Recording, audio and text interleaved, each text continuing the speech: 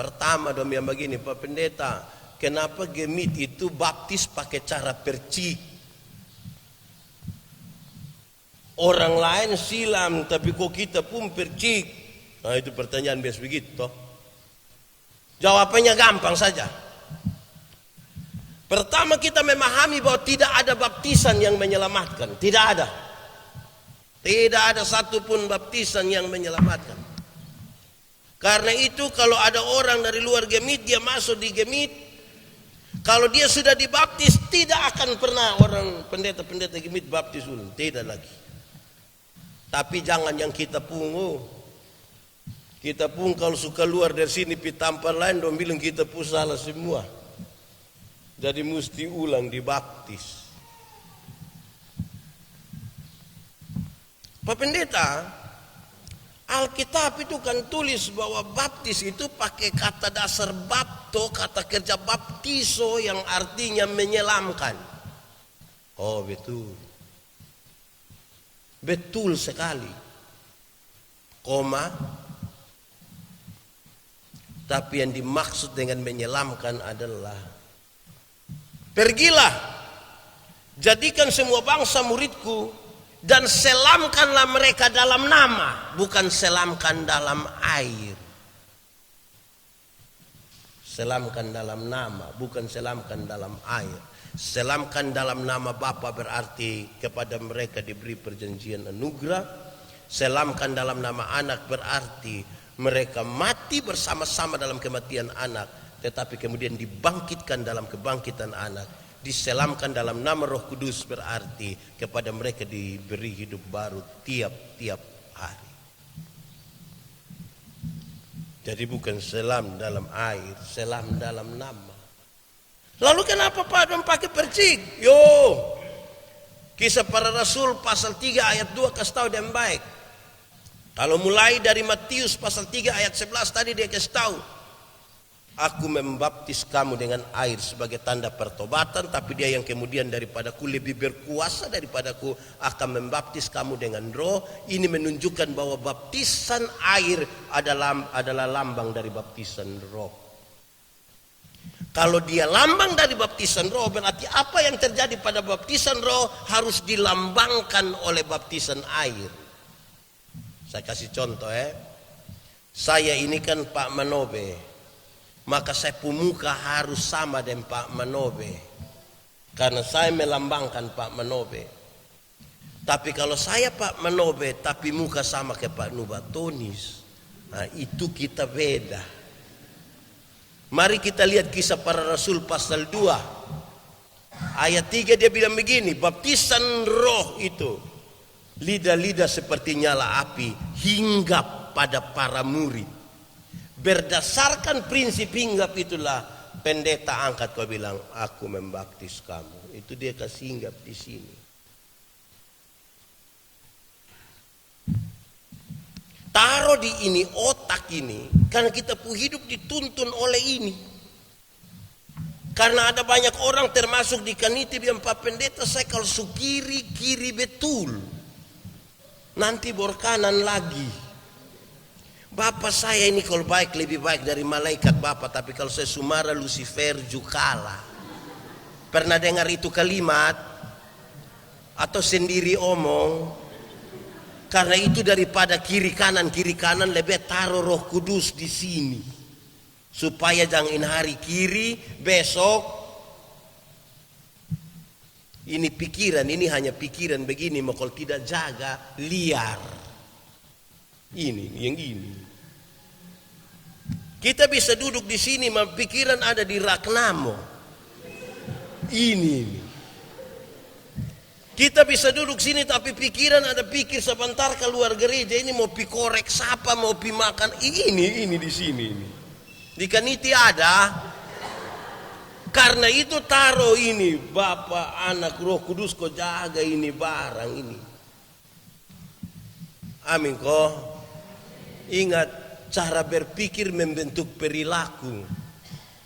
Perilaku membentuk kebiasaan. Kebiasaan membentuk budaya. Budaya membentuk karakter. Karena itu mesti taruh di sini. Begitu. Bilangan pasal 8 ayat 7. Percikanlah kepada mereka. Tapi bukan karena pakai ini lantas kami bilang orang lain pun salah. Tidak. Supaya orang tanya kenapa kamu baptis percik, kami pakai ini landasan Alkitab. Yang lain punya mau baptis dengan cara apa? Silahkan. Karena tidak ada baptisan menyelamatkan. Yang menyelamatkan dalam pembacaan tadi dia bilang iman. Dalam itu kita berita anugerah tadi. Iman kepada Yesus Kristus. Yang darahnya dicurahkan, tubuhnya dipecahkan. Itu yang buat kita diselamatkan. Amin kok. Tidak amin juga amin. Begitu. Itu baptis percik. Terus beberapa orang bilang begini, Pak, kan waktu itu kami kecil anak, jadi kami tidak mengerti.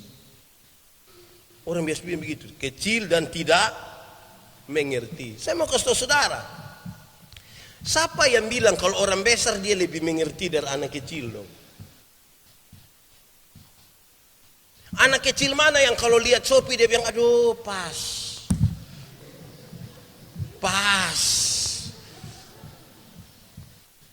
Itu terjadi di yang tua dong.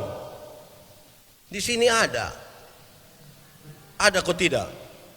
Dia majelis kok jemaat. Kok majelis jemaat?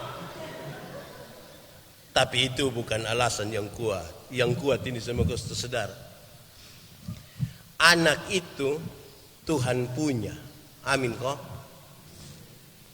Jadi Tuhan titip ke kita anak-anak. Saudara tahu,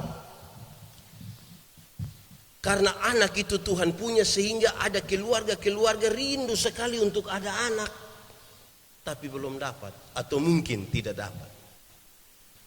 Karena ini bukan dari kita saja. Kalau Tuhan mau kasih, dia kasih. Karena itu Tuhan punya berarti dia titip kayak saya. Sekarang saya mau tanya saudara. Titip. Anggaplah saya titip sesuatu kasih Paruni. Waktu beliau dapat itu titipan, dia saya kirim. Waktu beliau Paruni dapat itu titipan, kira-kira butuh berapa lama untuk dia kasih tahu saya, bilang Bapak saya sudah dapat ini titipan. Berapa lama? Berapa tahun baru Bapak tua kasih tahu saya? Berapa lama baru Bapak tua kasih tahu saya bilang titipan su sampai? Berapa lama? Secepatnya waktu dapat dan dapat kasih tahu bilang Bapak saya sudah dapat. Lihat kau pakai Bapak bukan tunggu babi besar. Betul, tunggu teh babi dong masih kecil baru dia pun nenek ada di Irian.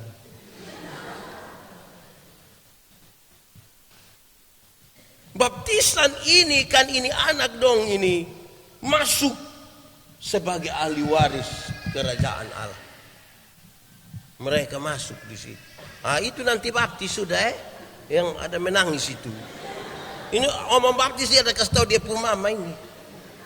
Sudah kau belum? Lihat kau baptis sudah. Tentang baptisan saudara, kalau saudara baca Matius pasal 28. Pergilah, jadikanlah semua bangsa muridku. Baptislah mereka dalam nama Bapa, Anak dan Roh Kudus. Dan ajarkanlah segala sesuatu yang telah kuperintahkan kepada. Baptis habis baru ajar, bukan ajar habis baru baptis.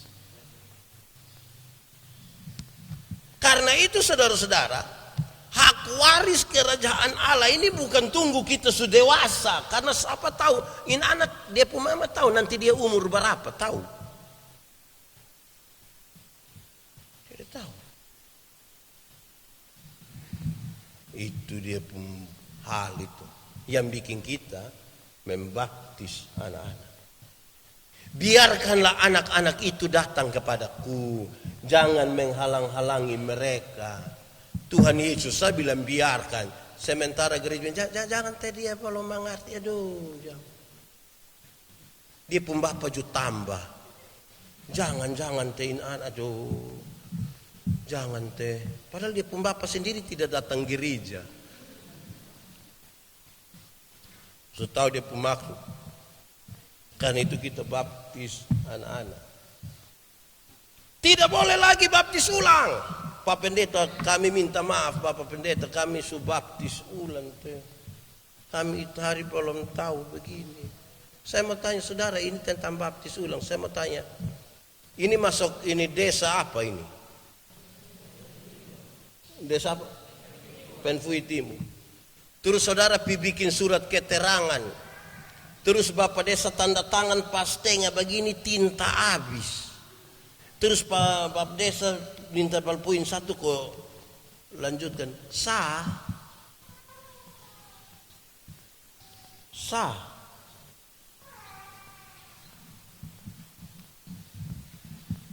Piko dong periksa bilang, kenapa kok kayak dua tanda tangan?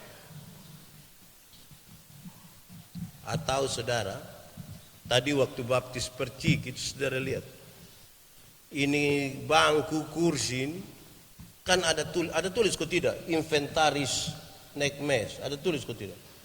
Oh nanti lihat kok tulis, nah saya pakai contoh lain.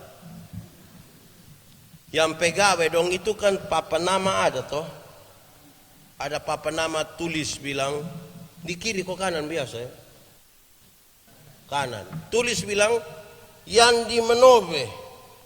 Itu dia tulis di sini, tetapi Yandi Menobe itu mulai dari ujung kaki sampai kepala itu Yandi Menobe semua. Bukan hanya di bagian ini saya yang Yandi Menobe saja. Ini Pak Roni. Dia pun nama di sini tapi semua ini Yandi Menobe toh. Jadi karena itu tidak perlu untuk saudara bikin papa nama. Dari taruh di ujung kaki sampai ujung kepala Yandi Menobe.